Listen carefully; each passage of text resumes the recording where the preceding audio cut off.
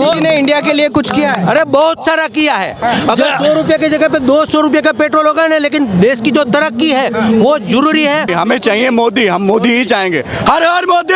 हर मोदी। अकेला शेर अकेला आता है सर, शेर अकेला? झुंड में तो कुत्ते आते हैं सर, शेर अकेला आता है। और वो अकेला शेर है जो इस इंडिया को चेंज कर सकता है, जो इस दिल्ली को चेंज कर सकता है, और जिसने विदेशों में अपनी पहचान बनाई है। आज हम जाने जाते हैं इंडिया वाले कि विदेशों में ये इंडिया का है। आप देख लीजिए पाकिस्तान की हालत कहाँ है, आज हमारा देखिए कहाँ है। किसको मौका मिलना चाहिए आपके हिसाब से? मोदी को ही मिलना चाहिए, वो हिंदूवादी है। मोदी जी उसको मिला जाए। वो लोग यात्रा मुफ्त करेंगे। मैं गुजराती हूँ, मैं राजकोट से हूँ। गुजरात में ऐसा है, और गुजराती लोग और जो लोग धर्म में मानते वो बोलते हैं कि किसी के पैसे से धर्म आप करोगे ना तो उसका फल आपको नहीं मिलने वाला, जो जिसने पैसा खर्च किया ना उसको मिलेगा।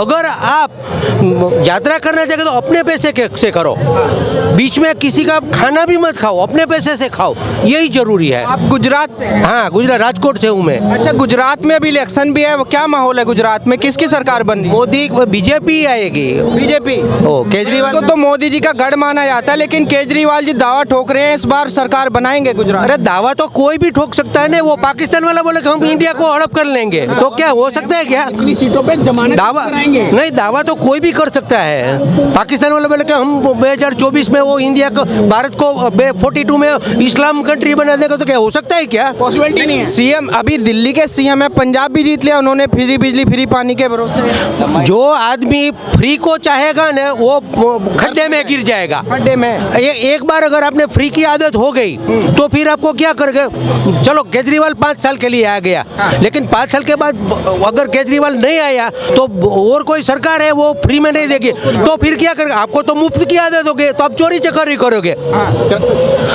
आपको मुफ्त की खाने की आदत है तो क्या करोगे? चोरी चकारी करोगे, क्राइम बढ़ेगा। ये क्राइम का ही तो अरे गुजरात में तो कोई स्कोप ही नहीं अच्छा, है। ये बताइए, जैसे दिल्ली की जनता ने केजरीवाल जी को फ्री पानी फ्री बिजली के भरोसे वोट दे दिया, गुजरात की जनता तैयार है इस काम के लिए? नहीं, गुजरात की जनता फ्री में लेगी ही नहीं। वो पैसा दे के लेगी, लेकिन वो फ्री में नहीं लेगी, और केजरीवाल को भी वोट भी नहीं। 1-2 जगह पे आगे जाकर वो तो आलतू फालतू आदमी है, वो दे देगा, लेकिन आने वाला गुजरात के लोगों को कहा जाता है कि भाई वो बिजनेस माइंडसेट के बंदे हैं, बिजनेस माइंडसेट के लोग होते हैं वहाँ पे, वो जो ज्यादातर बिजनेस करते हैं, और बिजनेस वालों को पता है फ्री में कुछ नहीं मिलता। नहीं, बिजनेस वाला सोचते हैं कि हम अपनी मेहनत से पैसा कमाएंगे, हमारा फर्म होगा तो हम 15 लोगों को रोजगार देंगे।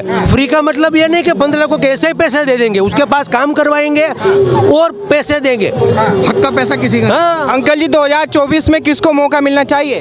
बीजेपी को ही मिलना चाहिए। बीजेपी को? हाँ, रेवड़ी मुफ्त में नहीं चलेगी। मुफ्त की रेवड़ी नहीं चलेगी। नहीं, अगर दे रहे हैं गरीब जनता को दे रहे हैं तो क्या दिक्कत है? गरीब जनता दे रहे हैं तो वो आलसू हो जाएगा। और काम नहीं आलसी हो जाएंगे। आलसी हो जाएगा, और मुफ्त की रोटी पाने के लिए चोरी चकाटी करेंगे 5 साल के बाद। नहीं, वो तो बोल रहे हैं भाई इसी से दिल्ली की तरक्की होगी। दिल्ली की तरक्की देख लो कहाँ पे है, 10 साल में दिखाओ कहाँ से है। मुफ्त में देगा, वो पैसा कहाँ से लेगा? अलग तो रेवड़ी के लिए अलग से पैसा बनवाएंगे क्या? वो गवर्नमेंट में जो आदमी टैक्स भरता है उससे पूछिए ना। वो क्यों भरता है? कि वो पूरा का नेशन का डेवलपमेंट हो। अगर वो पैसा किसी को रेवड़ी में चलेगा तो देश है उसको ग्रोथ कैसे होगा? पाकिस्तान तो पैसा नहीं मिलने होगा, अमेरिका भी नहीं देगा।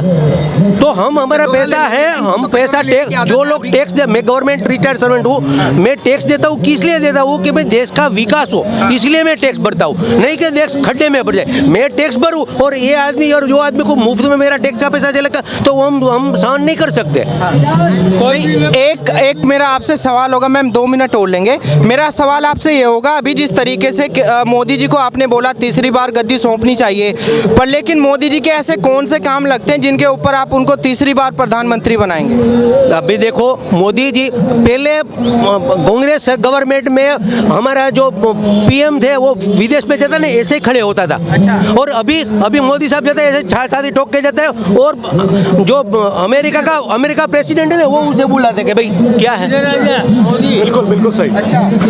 आप लोगों ने वो मीडिया में दिखाया, हम तो अमेरिका गए नहीं, आप लोगों ने दिखाया। मोदी साहब आगे चले गए ना तो पीछे से वो अमेरिकन प्रेसिडेंट बाइडेन ने बोला कि ऐसे ये तो ये हमारा इंडिया का क्रेडिट है, हमें उससे गर्व लेना चाहिए। मोदी जी ने इंडिया के लिए कुछ किया है? अरे बहुत सारा किया है।